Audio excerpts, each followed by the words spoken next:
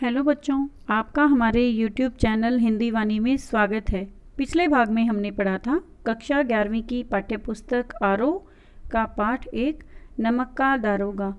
इस पाठ के लेखक हैं मुंशी प्रेमचंद। यह एक कहानी है जिसके माध्यम से हमें ईमानदारी तथा सत्यनिष्ठा का पाठ पढ़ाया गया है। आज इस भाग में हम इस पाठ के अभ्यास प्रश्नोत्तर पढ़ेंगे। हमारा पहला प्रश्न है, कहानी का कौन सा पात्र आपको सर्वाधिक प्रभावित करता है और क्यों? उत्तर है, हमें इस कहानी का पात्र वंशीधर सबसे अधिक प्रभावित करता है। वह ईमानदार, शिक्षित, कर्तव्यपरायण व धर्मनिष्ठ व्यक्ति है। उसके पिता उसे बेईमानी का पाठ पढ़ाते हैं, घर की दयनीय दशा का हवाला देते हैं, परंतु वह इन सब के विपरीत ईमानदारी का व्यवहार करता है। वह स्वाभिमानी है। अदालत में उसके खिलाफ गलत फैसला लिया गया, परंतु उसने अपना स्वाभिमान नहीं खोया। उसकी नौकरी छीन ली गई। कहानी के अंत में उसे अपनी ईमानदारी का फल मिला तथा पंडित आलोपी दीन ने उसे अपनी सारी जायदाद का आजीवन मैनेजर बनाया। हमारा प्रश्न दूसरा है, नमक का दारोगा कहानी में पंडित आलोपी दीन के व्यक्तित्व के कौन कौन से दो पहलू या पक्ष उभरकर सामने आते हैं? उत्तर है, पंडित आलोपी दीन अपने क्षेत्र के नामी गिरामी सेठ थे। सभी लोग उनसे कर्ज लेते थे। उनका व्यक्तित्व एक शोषक महाजन का सा था, पर उन्होंने सत्यनिष्ठा का भी मान किया। उनके व्यक्तित्व की विशेषताएं निम्नलिखित हैं। नंबर 1, लक्ष्मी उपासक। उन्हें धन पर अटूट विश्वास था। वे सही गलत दोनों ही तरीकों से धन कमाते थे। नमक का व्यापार भी इसी की मिसाल है। साथ ही वे कठिन घड़ी में धन को ही अपना एकमात्र हथियार मानते हैं कि धन से ही उनकी रक्षा हो सकती है। उन्हें विश्वास था कि इस लोक से उस लोक तक संसार का प्रत्येक काम लक्ष्मी जी की दया से ही संभव होता है। इसलिए वंशीधर की धर्मनिष्ठा पर उन्होंने उछल उछल कर वार किए, यानी उन्होंने वंशीधर को रिश्वत देने के लिए बहुत बार प्रयास किए। नंबर 2, ईमानदारी के कायल। धन के उपासक होते हुए भी उन्होंने वंशीधर की ईमानदारी का सम्मान किया।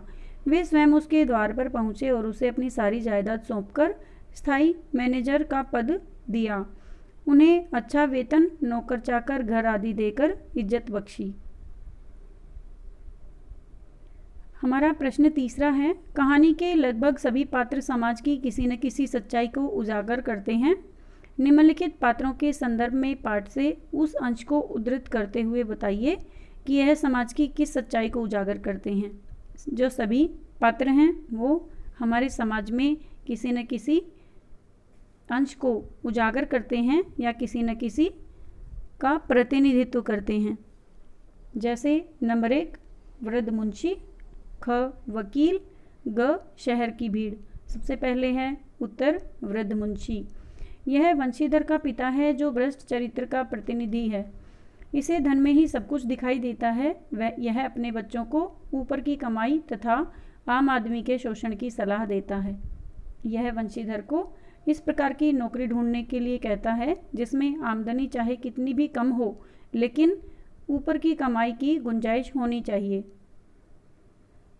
पाठ में यह अंश उसके विचारों को व्यक्त करता है। उनके पिता एक अनुभवी पुरुष थे। समझाने लगे, बेटा घर की दुर्दशा देख रहे हो, ऋण के बोझ से दबे हुए हैं। लड़कियां हैं, वह घास फूस की तरह बढ़ती चली जाती हैं। मैं कगारे पर का वृक्ष हो रहा हूँ, न मालूम कब गिर पड़ूं। अब तुम ही घर के मालिक मुख्तार हो। नौकरी में ओहदे की ओर ध्यान मत देना, यह तो पीर का मजार है। निगाह चढ़ावे और चादर पर रखनी चाहिए। ऐसा काम ढूंढना जहाँ कुछ ऊपरी आय हो। मासिक वेतन तो पूर्णमासी का चांद है जो एक दिन दिखाई देता है और घटते घटते लुप्त हो जाता है। ऊपरी आय बहता हुआ स्रोत है जिससे सदैव प्यास बुझती है। वेतन मनुष्य देता है, इसी से उसमें वृद्धि नहीं होती। ऊपरी आमदनी ईश्वर देता है, इसी से उसकी बरकत होती है। तुम स्वयं विद्वान हो, तुम्हें क्या समझाऊं। इस समय इस विषय में विवेक की बड़ी आवश्यकता है। मनुष्य को देखो, उसकी आवश्यकता को देखो और अवसर को देखो। उसके उपरांत जो उचित समझो करो। गरज वाले आदमी के साथ कठोरता करने में लाभ ही लाभ है, लेकिन बेगरज को दांव पर पाना जरा कठिन है। इन बातों को निगाह में बांध लो। यह मेरी जन्म भर की कमाई है।